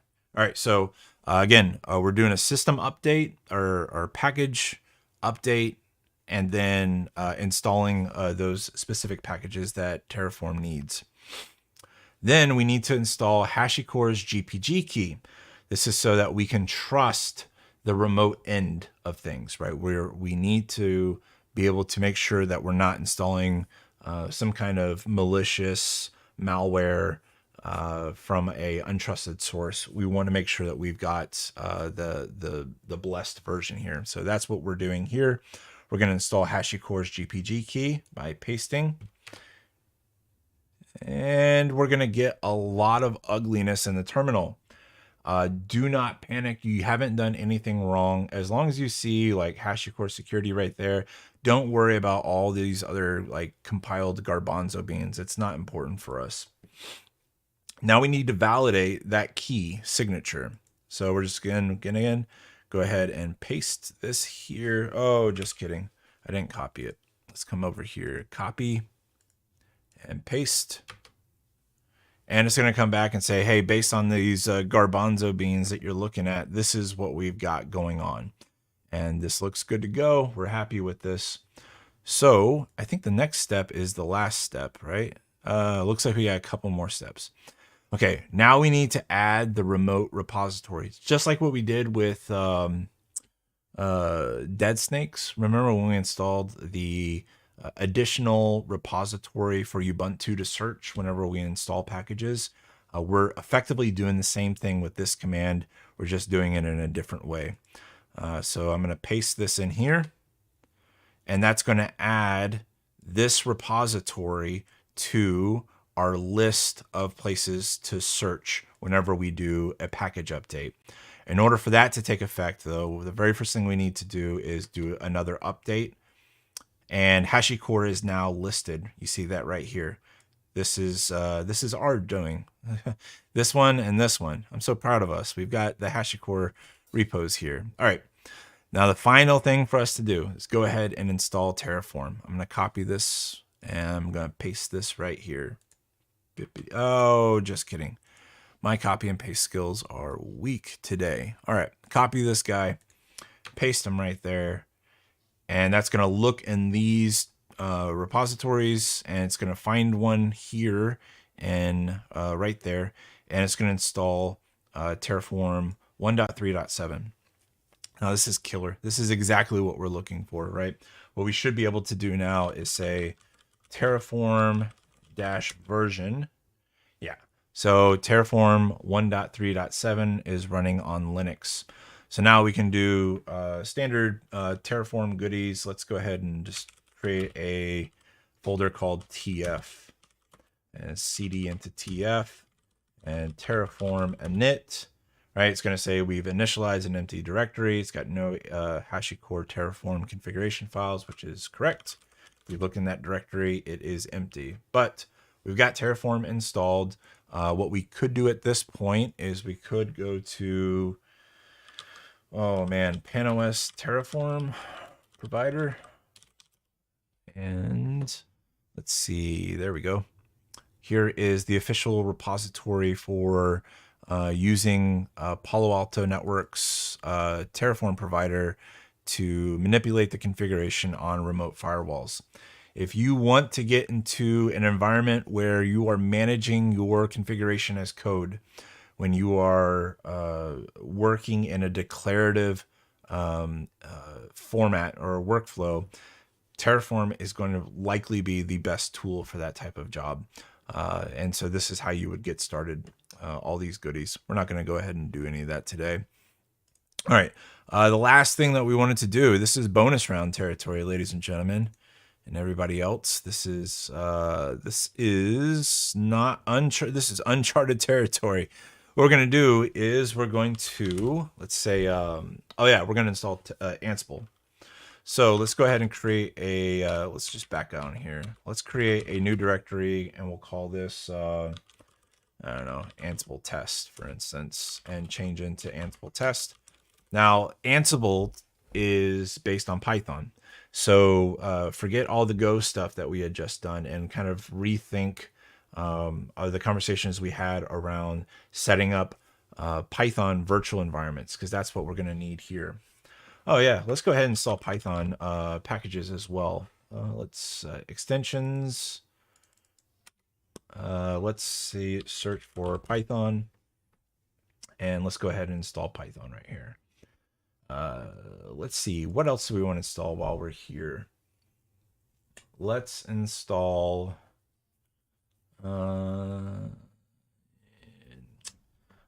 Better Jinja. Better Jinja is a syntactual sugar to help you kind of like get some good representation of your Jinja config files. That's helpful. Let me think about all the other goodies. Let me open up my own development workstation, see what I've got on here. Here's one. I really like this one. It's called Peacock, and it allows you to change the look and feel of Visual Studio Code, which is really important, at least for me. Again, I kind of obsess over these aesthetic things, probably too much. But let's take a situation. Let's say you're working in Terraform on one project and you're working in Ansible on another project, and you're using Visual Studio Code for both. So what you'll find yourself doing, let's say we'll split the screen like this, and we'll again connect into our WSL instance. And close that guy. So now on the left, I've got, let's open up my Terraform folder. And yes, I trust this. By the way, you can disable that in the settings, this whole trust thing. And on this side of the house, we've got my Ansible directory, right? So here's the deal, like you're going to be living a lot inside of a product like Visual Studio Code, and you might say like, hey, how do I tell the difference between these two? Like, how do I know which one's Terraform and which one's Ansible? And there's like a cosmetic way that I recently found that I really appreciate, and it's by that Peacock extension that we had installed. Where was it? Peacock. Peacock. Did it install? Yeah, it's right here. So let's use Peacock to help us kind of differentiate in between our two different projects. On the left-hand window, I'm going to open up my command palette. Remember, the command palette is kind of like the King Kong way of doing things inside of Visual Studio Code. I'm going to hold Control-Shift-P, and I'm going to say Peacock. And it's going to say like, hey, I want to change to a favorite color, or I'm going to add the recommended favorites. All right, recommended favorites have been added. That's a one-time operation. We'll type in Peacock again. I'm going to say change to a favorite color. I want the left-hand side. This is my Terraform. I want that to be, let's see, Mandalorian blue. All right. And on the right-hand side, this is Ansible, and I want to change this one to React Blue. Let's see, red, Angular red. There we go. So the color palette might not be of your preference. You can pick custom colors and add them into the Peacock color palette. But right out of the gate, I can look and I can see, blue. I can maybe associate blue with Terraform. I wish they had a purple, but that would have been a little bit more apt. But I always associate red with Ansible. So right out of the gate, like if I've got a lot of files and directories and multiple windows of Visual Studio Code open, I can tell which one is doing which project. So yeah, Peacock's a pretty cool extension. Big fan of that one. What do you got else? There's some other goodies inside of here. IntelliCode on, let's see. Django, Docker, ESLint. Oh yeah, let's install some of the HashiCorp stuff. So I'm going to type in HashiCorp. And here, let's look at some of the extensions available for us. Syntax highlighting, complete for Terraform. I like that. Let's install that. Anything else? Oh yeah, let's install, is this actual, this is coming from a third party. This doesn't look like it's from HashiCorp itself, so I'm not going to install that one. That one looks good. Let's see what we got for Ansible. Let's go ahead and install the Ansible into our Visual Studio Code as well. This extension, what does this give you? YAML files, okay.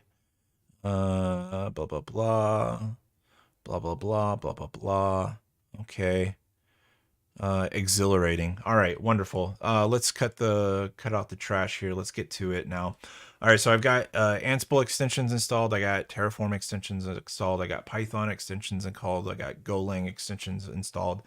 I think we're good. I think I'm not gonna beat you over the head on this. I think you understand what we're doing here. Let's open up our terminal again. And I need to create another Python virtual environment for my Ansible test. So we're going to run the command again, poetry init, which is going to walk us through the install process. I'm just going to kind of enter my way through things. And here we're at the package dependency stage. I'm going to go ahead and type in, I want Ansible. And again, it's going to come back and say, here's all the Ansible projects or packages available. And number 0 is the one I'm looking for. So we're going to say 0. And do I want to specify a version? I do not. I just want to live on the bleeding edge. So the bleeding edge for Ansible is 7.1. Holy cow. Holy cow. I mean, like, Ansible was like, all right, never mind.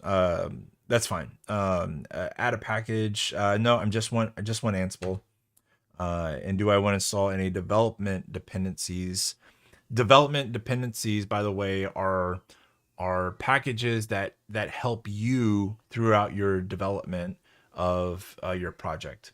And so some examples of this will be like a linter, which will point out like errors within your code, within the code itself.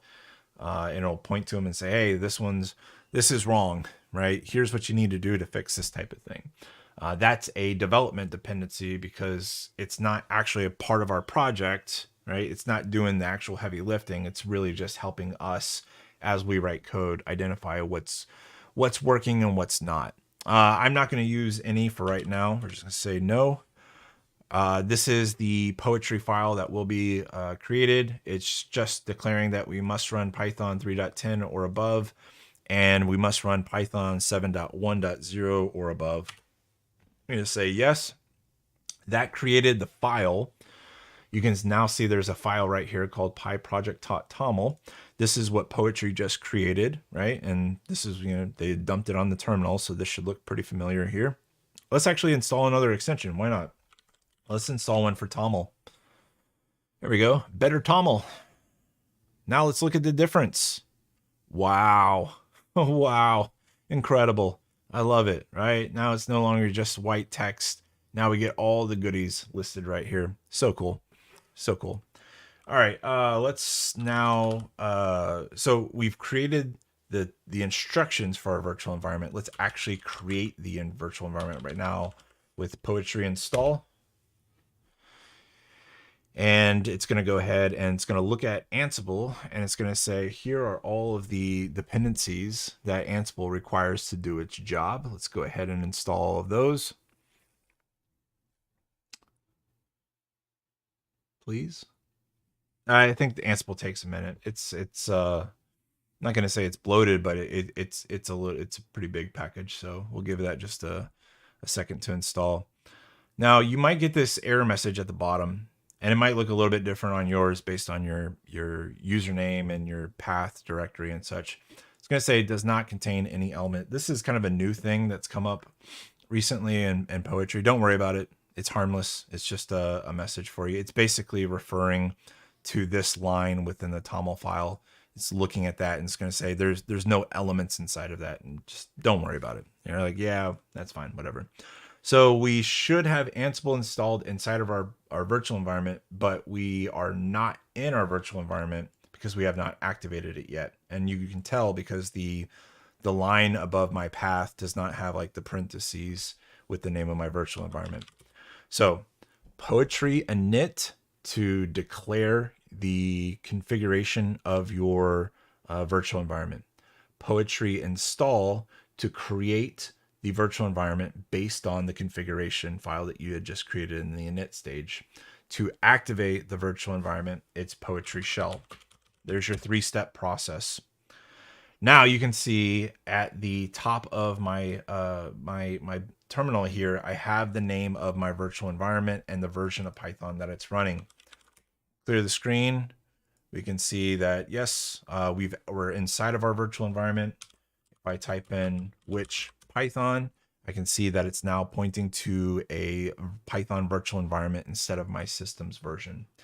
And finally, if I just type in Ansible -- version, now we see all of the Ansible configuration attributes, where it's going to look for modules, where it's going to look for Ansible collections, which version of Python is it running, blah, blah, blah. So this tells us that Ansible is up and operational.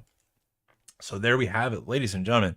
We have installed all of these goodies, right? And we've got a working developer environment set up. And if you're interested in following along on the steps that I used on this demonstration, let me just open up the link right here. Here is, you're never going to remember that link.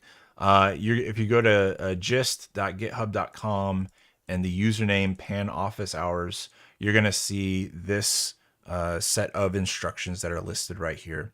This is everything that I did today in this demonstration, step by step, every command that was entered and pasted in there. So if you want to follow along, redo this in your own environment on a new machine, and you want something to just copy and paste from rather than listening to my voice drone on for an hour or so, this is a really great way of getting that done. There's one thing that we didn't do. We didn't install Docker. Heavens, that's right, because I had already installed Docker. Let me just kind of break this down for us really quick. Docker install. This is really interesting for Windows and Linux. We're in double bonus round, by the way. If on Windows and Linux, if you want to run Docker containers on your machine, you're going to be using something that's called Docker Desktop. It is a desktop application which will give you access to maintain your Docker containers within your environment.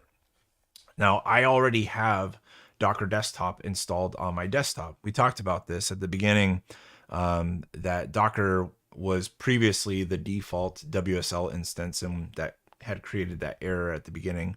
But let's go ahead and open up Docker. Let me show you something. For those of us that are following along on Windows, this is like too legit. Let's open this up. Docker Desktop. There's an opportunity. So with Docker Desktop, again, run, manage containers on your host operating system. But we don't want to run containers on our host operating system. We want to run them inside of WSL2. Like right now, if I come over to here, let's try Docker. Let's spell it correctly and try that again.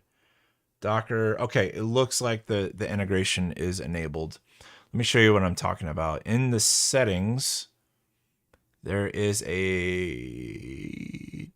okay. Under general, there's this option that's checked right here.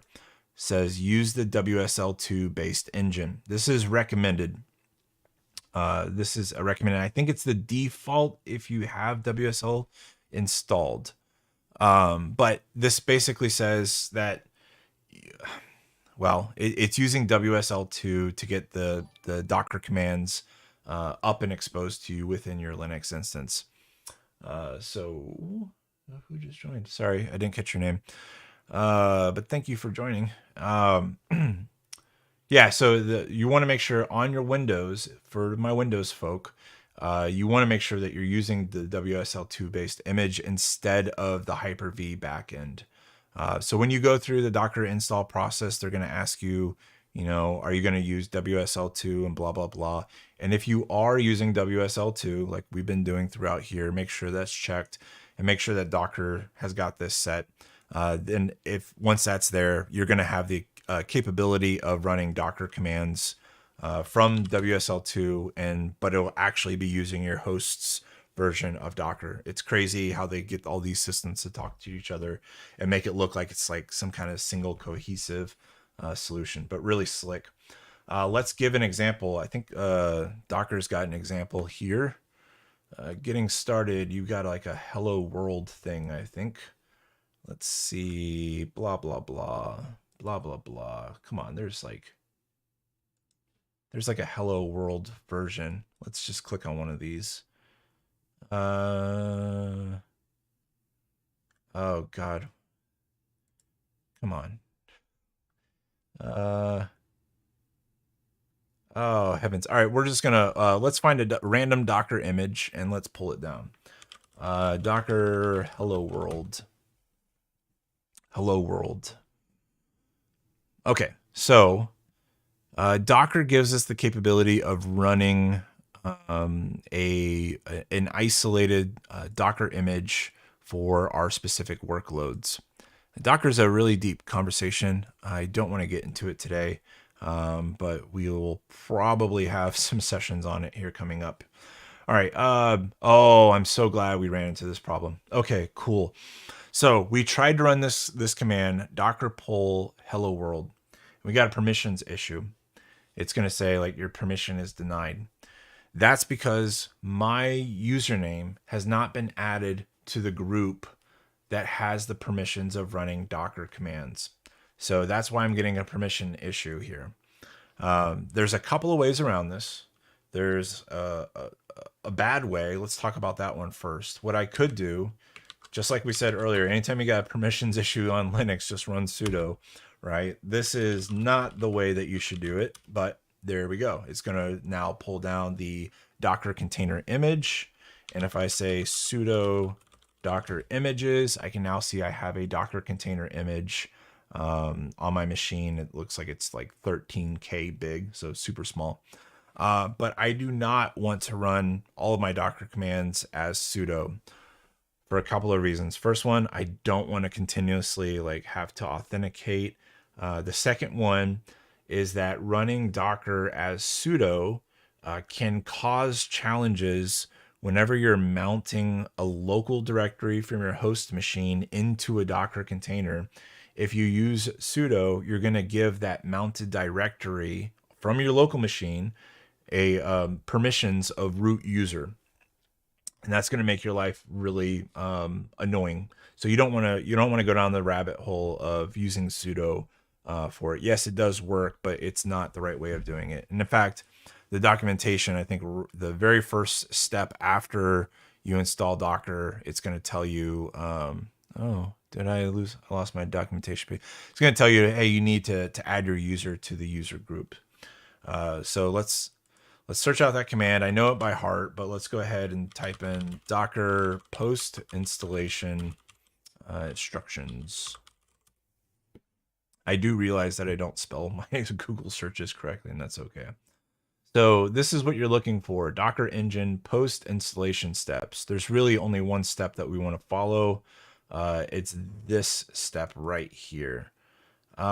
This sudo group add Docker depends on the host operating system you're running. Sometimes when you install Docker, I think on Ubuntu, a Docker group is automatically created at the installation.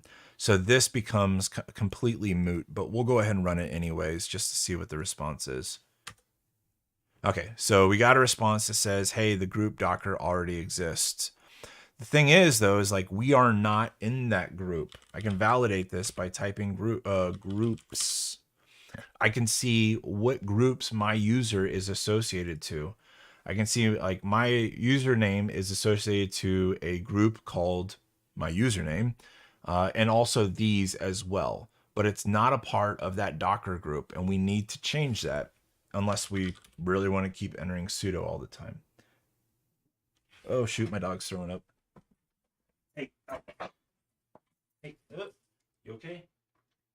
No. Oh, the joys of live streaming. My dog just threw up on my rug and his kennel and his blankets. So we're going to wrap up after this.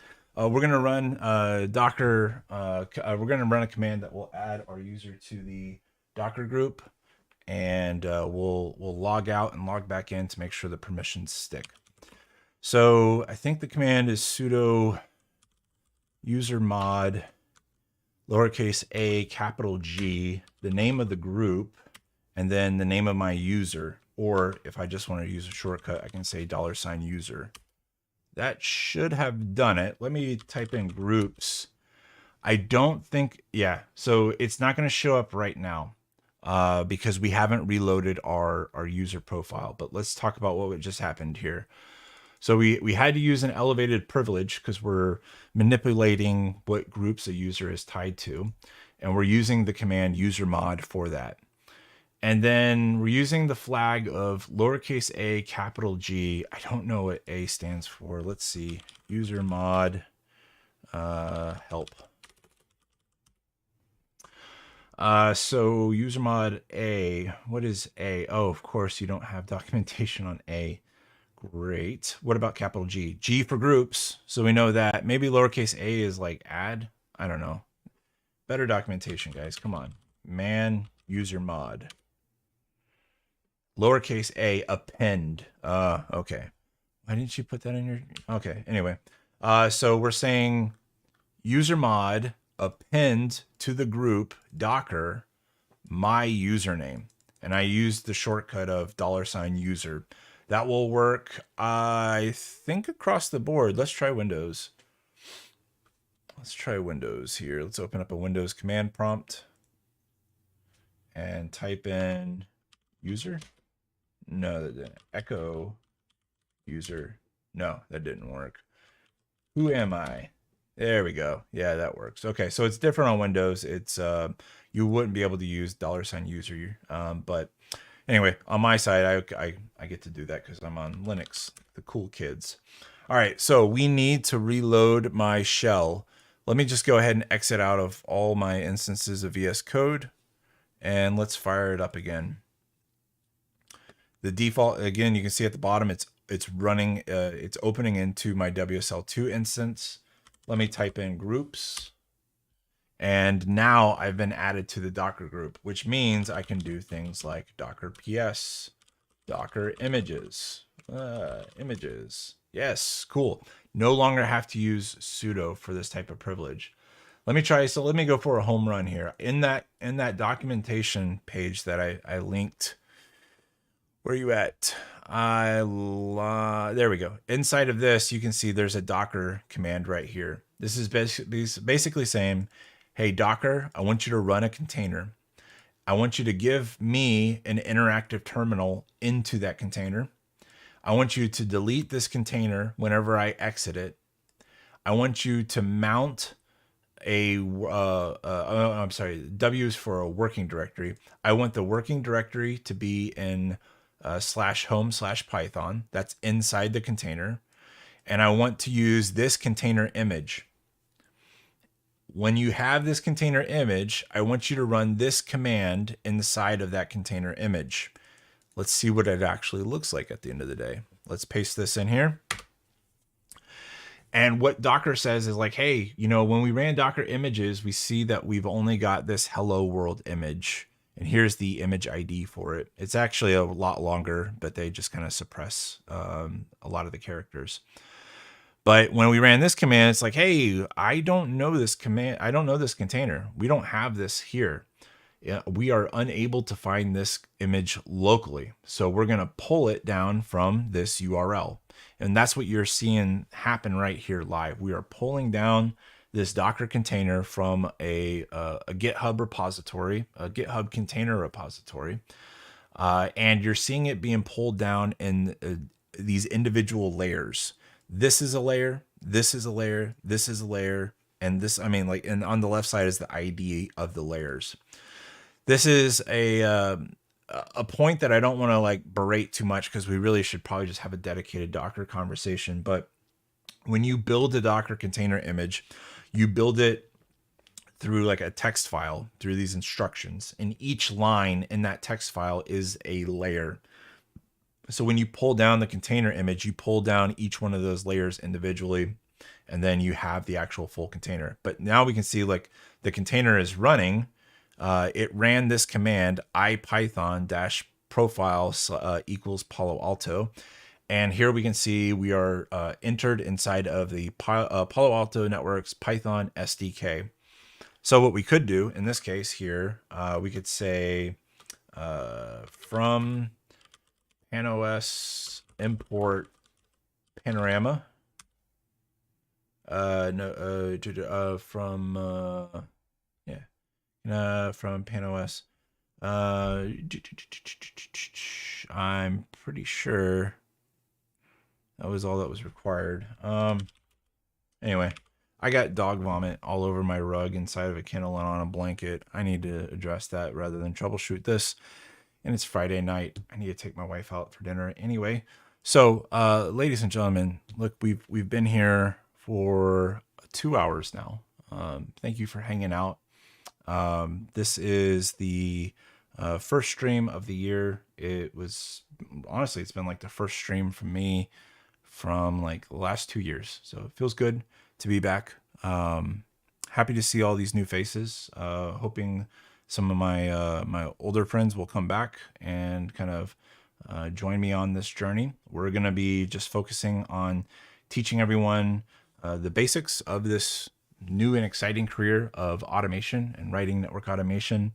We're going to be focusing on, again, just the basics, but we're going to try to go pretty deep on these basics to make sure that you have a firm grasp so that you can go out there and get a new job, start making some big bucks, because we know we all need to provide for our families and friends, and that's unfortunately the only way we can do it is with a lot of money. So hopefully you learned something from today.